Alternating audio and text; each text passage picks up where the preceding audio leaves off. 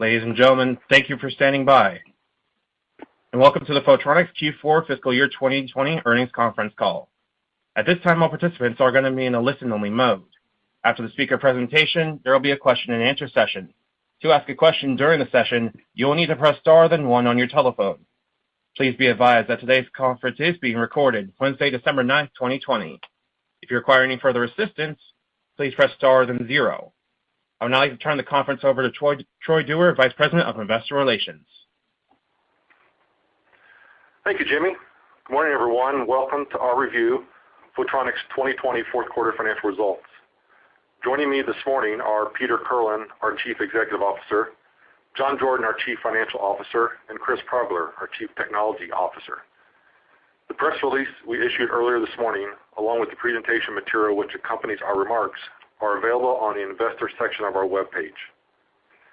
Comments made by any participants on today's call may include forward-looking statements. They include such words as anticipate, believe, estimate, expect, forecast, in our view. These forward-looking statements are based upon a number of risks, uncertainties, and other factors that are difficult to predict. Actual results may differ materially from those expressed or implied, and we assume no obligation to update any forward-looking information. Lastly, before turning the call over to Peter, I invite you all to join us next Monday, December 14, at 10 a.m. Eastern for our 2020 Investor and Analyst Day. The event, which will be webcast, will include an update on our long-term strategy and outlook. More details are available on our website, or you may contact me with any questions. At this time, I will turn the call over to Peter. Thank you, Troy, and good morning, everyone. Despite operating in a very challenging environment, full-year revenue in 2020 was $610 million, the highest ever, and the third consecutive year of record revenue. FPD achieved record revenue for the second year in a row, surpassing last year's record level total by an eye-popping 32%. IC revenue in 2020 was the second highest ever, just shy of a record established in 2015. We also achieved record revenue of products shipped to customers in China on a consolidated basis, as well as for both IC and FPD. It was a great year for Phototronics, the achievement of many significant milestones. For the fourth quarter, revenue was lower as typical seasonality was worsened by geopolitical factors, primarily in FPD, where mobile display demand was constrained by U.S. trade sanctions against Huawei. In IC, we saw strengthening trends among some logic foundry customers in the U.S. and Asia. However, memory demand was weaker. With a combination of these factors, our revenue was down 5% sequentially. With a quarterly decrease in revenue and a high amount of operating leverage in our business, we saw a contraction in profit margins. Operating expenses stayed under control as we maintained cost discipline in the midst of challenging circumstances. Thus, we were able to deliver 10 cents in diluted earnings per share. We ended the year with $279 million in cash, an increase of $72 million from last year. This was accomplished even as we spent $71 million on CapEx, investing in future growth, and $34 million on share repurchases, returning cash to our shareholders. I believe these achievements demonstrate that our investment strategy is working, and we are on the path to improving long-term shareholder returns. Looking back on 2020, the challenges we faced were unlike any in my 35-year career. Primarily among them were significant supply chain and customer design team disruptions, as governments around the world placed restrictions on travel, working conditions, and commercial activity to limit the spread of the coronavirus. In addition, trade restrictions implemented by the U.S. federal government against certain companies in China created their own set of market dislocations. Fortunately, with the development and approval of effective vaccines and the expected impact of the U.S. election results, it appears these challenges will diminish as we move through 2021. Regardless of the 2020 challenges, I am proud of the way our team responded. They worked tremendously hard to take care of our customers and win every opportunity in the market. Due to their efforts, we achieved record revenue and I'm confident that we have gained market share. Our 2020 revenue came within just a few percentage points of the target we set 3 years ago. While we formally rescinded the $630 million goal in May, during the height of the COVID-driven market uncertainty, we continue to chase this target to maximize our growth. There are no moral victories, and we recognize there is room for improvement, but I am really proud of our performance. Further, I like our position in the market and the long-term outlook for our business. Next week, we will host an Investor Day. Let me preview some of the key points we will discuss during that event. Photronics represents a compelling investment thesis. We are the largest merchant photomask manufacturer with 11 global facilities, something none of our competitors can match. We have invested in technology to align our operation with secular market trends, such as the industry's geographic expansion into China, the growth of high-end display technology such as AMOLED for mobile applications, and the enabling of our customers' technology roadmap to continue introducing new semiconductor nodes in pursuit of the continuation of Moore's Law. And we have an investment model that enables us to invest in growth, which expands our cash flow and strengthens our balance sheet, positioning us to consolidate our market or return cash to shareholders. We believe this will lead to greater shareholder returns. We have performed well since our last Investor Day in 2018, delivering on many of the commitments we made then, such as constructing, equipping, staffing, qualifying, and ramping 2 new manufacturing facilities in China. In addition, we have made further progress against our key initiatives to diversify our business by growing our China revenue, increasing our share of business with customers that have captive mask shops, and increasing our sales of high-end products. We've been able to do this despite the challenges in 2020 by staying true to our core competency, being a low-cost producer, employing operational excellence in everything we do, prioritizing customer intimacy to become our customers' trusted photomask partner, and maintaining technology leadership to ensure we can meet all of our customers' needs. These attributes have served us well for over 50 years, and we remain committed to them heading into the future. Looking forward, we are increasingly optimistic regarding our long-term outlook and have positioned the business for sustained growth. By delivering the right technology to the right customer at the right time, we intend to expand our leadership position. But with plans to increase profit margins and enhance cash generation, we expect to deliver even greater shareholder value. We have much more to say next week, and I hope you can join us. Before turning the call over to John to provide additional commentary on our performance and outlook, we'd like to thank all the Photronics employees for their commitment and hard work and wish all a wonderful holiday season. John? Thank you, Peter. Good morning, everyone. As Peter mentioned, 2020 was a record revenue year. The year began on a run rate in Q1 well in excess of the $630 million target we set almost 3 years ago. And after the COVID-related disruption in Q2, we recovered to a run rate still in excess of the target. Q4 was again impacted by geopolitical influences when the trade sanctions against Huawei suppressed the FPD business while that supply chain reset. Nonetheless, at $610 million, fiscal year 2020 revenue exceeded the fiscal year 2019 record by 11% and set the 3rd consecutive annual revenue record. During fourth quarter, our business typically sees a slight seasonal decrease in demand as the design cycle winds down from recent introductions of new consumer electronics products. Our fourth quarter decline this year was exacerbated by pockets of softness in some sectors and a negative impact from U.S. trade sanctions against Huawei. Revenue for the quarter was off 5% compared with last quarter and 4% compared with the same quarter last year. IC revenue was particularly strong in China as we shipped a record level of product to customers there.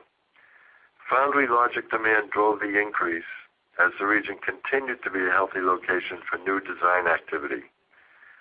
In other geographies, Korea and Taiwan also saw good foundry logic demand, and U.S. logic revenue benefited from an emergence of trusted supplier opportunities for defense applications. The area of weakness for high-end IC was memory, where recovery is not expected until sometime during 2021. FPD mass demand was negatively impacted by two factors. First, as we discussed during our third quarter call, U.S. trade restrictions against Huawei are having a dramatic impact on the China mobile supply chain.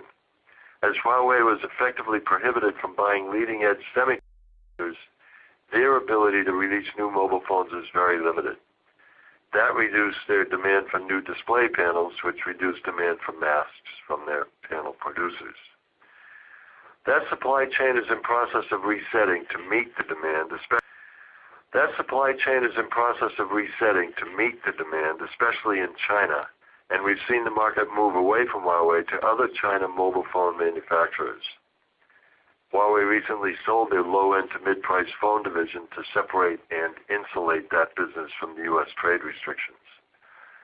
Since Huawei was one of the largest suppliers of smartphones by units, the ripple effect of these moves is being felt throughout the supply chain, exerting a meaningful effect on the mobile supply chain and therefore our business. As a result, our revenue for AMOLED mask sets was down 21% sequentially.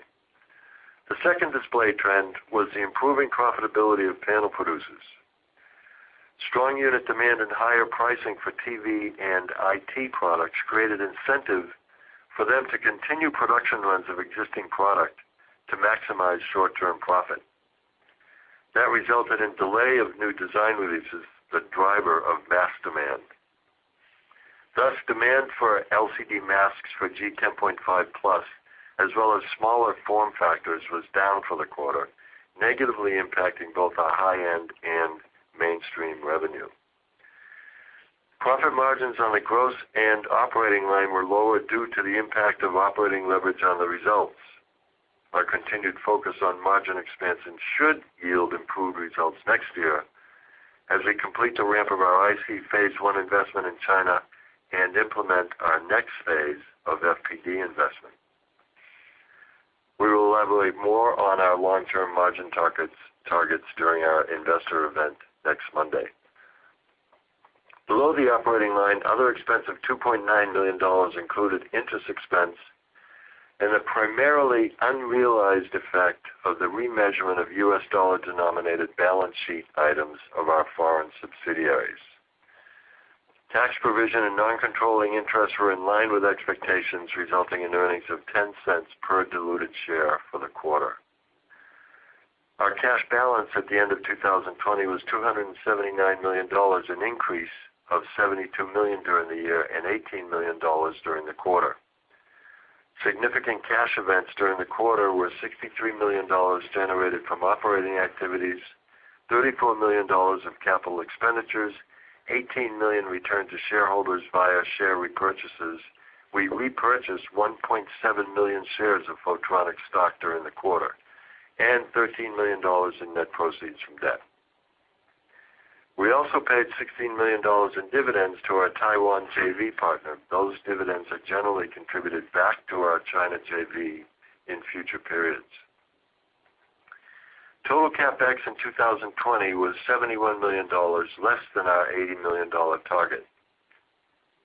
Next year, we forecast CapEx of about $100 million as we complete the Phase 1 investment in Xiamen and execute the next phase of our FPD investment in Asia.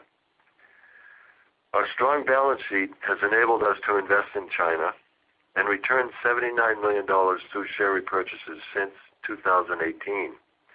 Looking forward, we have plotted a course that will generate sufficient cash from operations to continue to invest in organic growth and return cash to shareholders.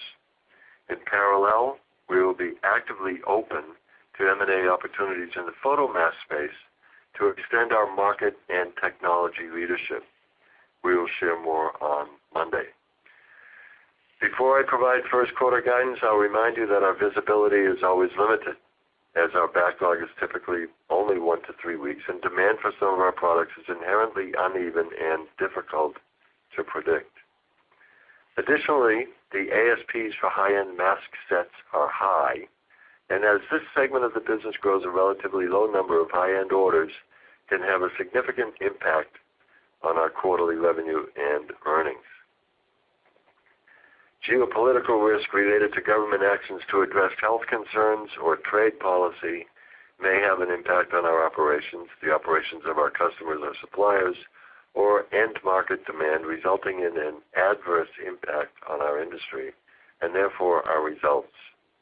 I will also point out that our first quarter will have 2 more days than the fourth quarter. Given those caveats, we expect first quarter revenue to be in the range of $145 to $155 million. Underlying market demand in many sectors is healthy and improving, driven by trends in remote work and education, although geopolitical headwinds remain due to trade restrictions and government actions to limit travel and business activity. The midpoint of our guidance implies revenue essentially flat with Q4. Based on our revenue expectation and our current operating model, we estimate earnings for the first quarter to be in the range of 7 to 14 cents per diluted share. 2020 was a challenging year, and it appears many of these challenges carried into 2021. However, our workforce has responded well all around the globe, and we are in a solid position financially to be able to continue to invest in capabilities and technology to drive growth while taking meaningful steps to improve profit margins and optimize returns. Our initial outlook for fiscal year 2021 suggests that revenue growth will be high single-digit percent and that operating profit growth will be similar to the 23% growth we achieved in 2020. Again, please join us on Monday to learn more. I will now turn the call over to the operator for your questions. Thank you. As a reminder, to ask a question, you will need to press star then 1 on your touchtone telephone. To withdraw your question from the queue, please press the pound key. Please stand by while we compile the Q&A roster. Our first question comes from Patrick Ho with Stifel. Your line is now open. Thank you very much. Maybe first off, Peter, in terms of the mainstream IC marketplace, can you just help reconcile a little bit of the commentary I've been getting in terms of high utilization rates for many market segments within the trailing edge geometries, and I guess just the kind of the mixed outlook you're talking about, on that side of things. Yeah, so if you look at our mainstream business this year, Patrick, and you look at it at the 100,000-foot level, right, it's been pretty stable quarter to quarter, right? Revenues of high 60s, 67, 68, maybe that's $70 million. If you peel back that remarkably stable trend, right, what has happened during the year is a rotation of the business from the U.S. and Europe into primarily Taiwan and China. So our mainstream business's demand profile, is shifting with, as I said, with the West seeing the market diminish with growth in the Far East. We think that rotation is more or less, run its course, and we see, upward demand, in the foundry logic business in Asia, and we expect that to, continue and strengthen actually as we move, through next year and into the following year. So there's been a shift. We think the shift is, more or less complete, and we're actually really bullish on the market opportunity in China and Taiwan, and you'll hear a bit more about that, next week. But it's a clear clear target for us for growth. Fair enough. Thanks for that color. And maybe as my follow-up question on the memory side of things, I concur that the current environment for most of the memory market continues to be soft. But at the same time, you do hear of the industry transitions, both in terms of DRAM as well as NAND towards next generation devices. Can you reconcile a little bit of typically the shift to next generation nodes and layer counts? That's usually a positive driver for Photronics in terms of design wins. Can you reconcile, I guess, a little of what's going on there versus some of the softness that you're seeing in the near term? It's interesting because, again, if you look at our IC business year to year, we've had a lot of, our business has been a sawtooth, right, this year, where we've had two, we would describe as pretty healthy quarters, right, Q1 and Q3. And those quarters have been at about a $640 million run rate, which is great. But we've had Q2 and Q4. Q2 was basically, driven down into the high 500s on a run rate basis by COVID. And Q4 was, driven to just slightly below 600 by basically trade war impacts. So our business has been schizophrenic, from what I would describe as, strong and normal to profoundly influenced by external factors. Through that, our memory, likewise, has been a sawtooth through the year, up and down. And the only real material trend you can see, if you look year over year, our memory business is down, which I think, reflects the overall state of the memory industry. We do, from the perspective of our customers, we're expecting our memory business to step up significantly next year, particularly as we get into the early spring. So we see this as, more or less where we are as a near-term belly, but we're optimistic given what we see in the market for a rebound in the memory business, and our particular customers have pretty aggressive plans for node transitions next year, which is really, as you point out, what drives our revenue in that industry.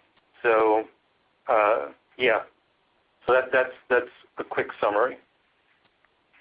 Great. Look forward to your day on Monday. Thank you. Okay. Thank you, and I'm showing no further questions in the queue at this time. I'd like to turn the call back to Peter Kirlin for closing comments.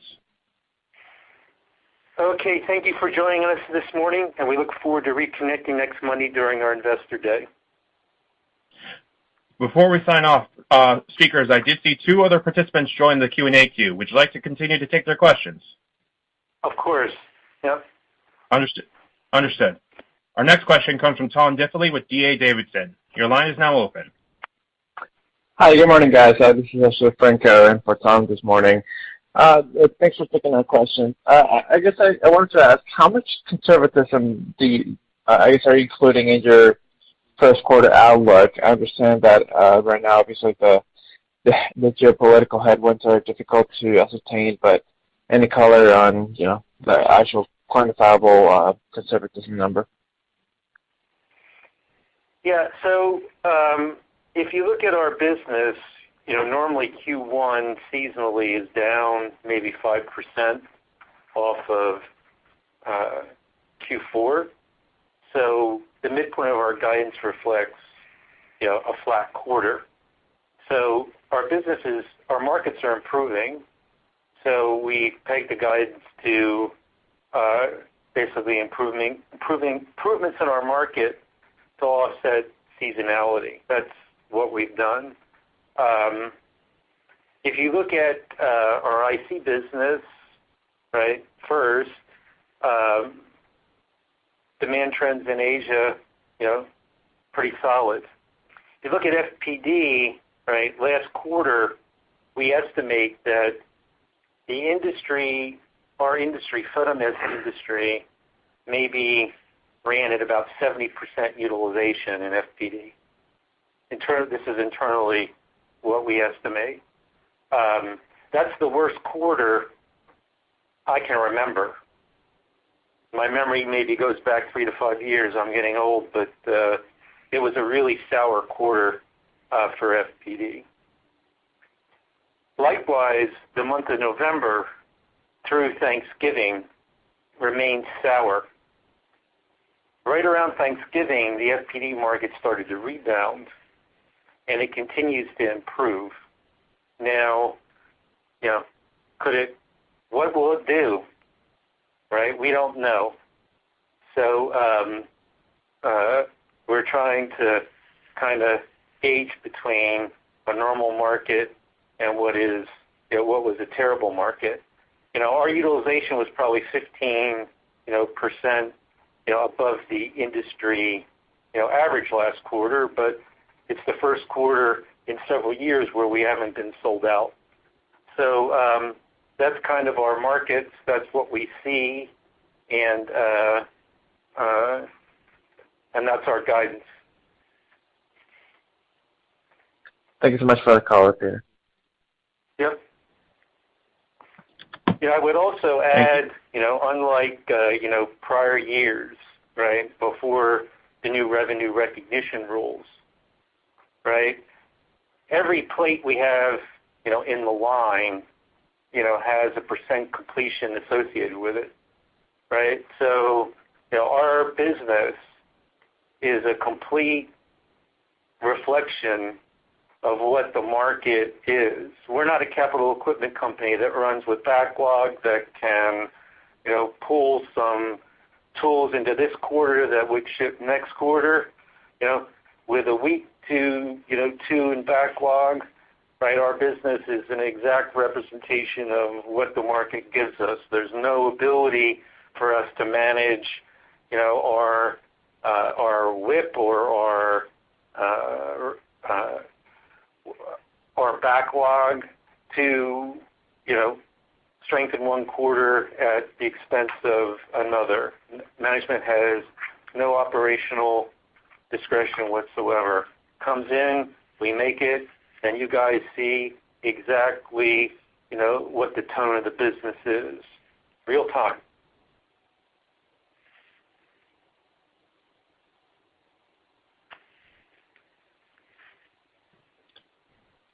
Thank you. Our next question comes from Gus Richard with Northland. Your line is now open. Yes, thanks for taking the question.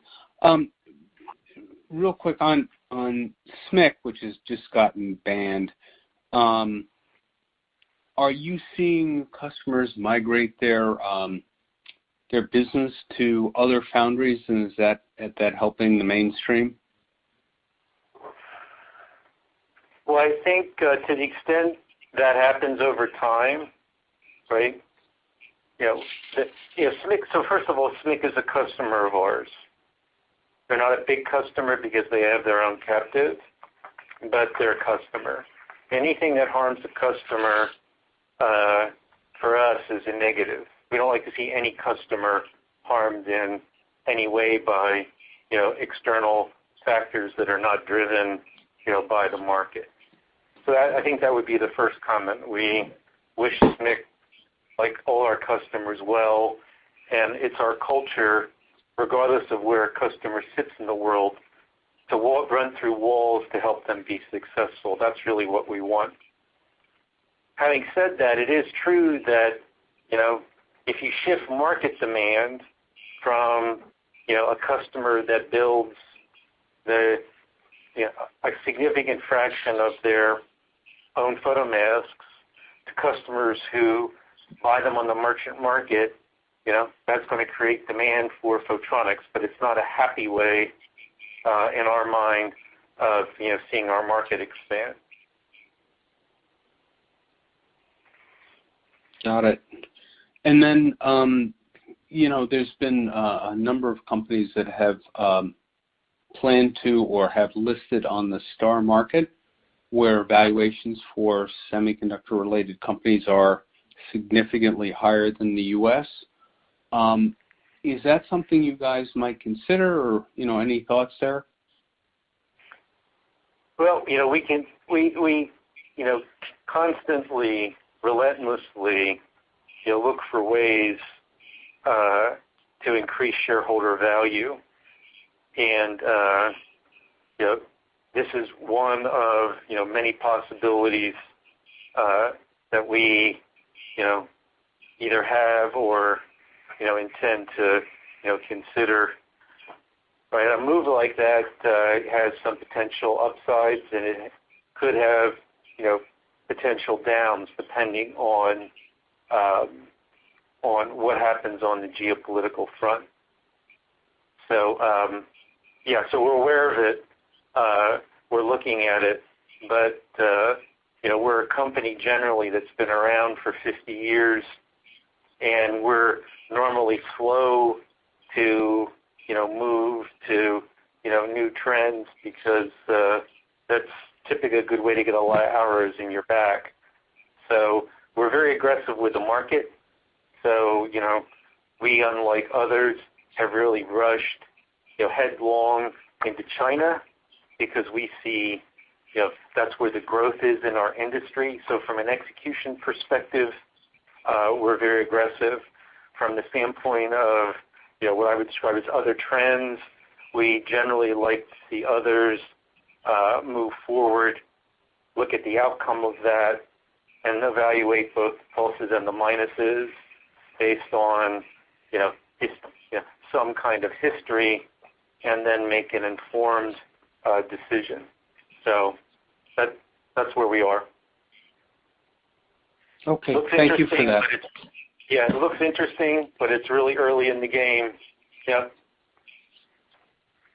Okay, that's it for me. Thanks so much. Thank you, and I'm now showing no further questions in the queue at this time. Okay, so thank you for joining us this morning, and we look forward to reconnecting next Monday.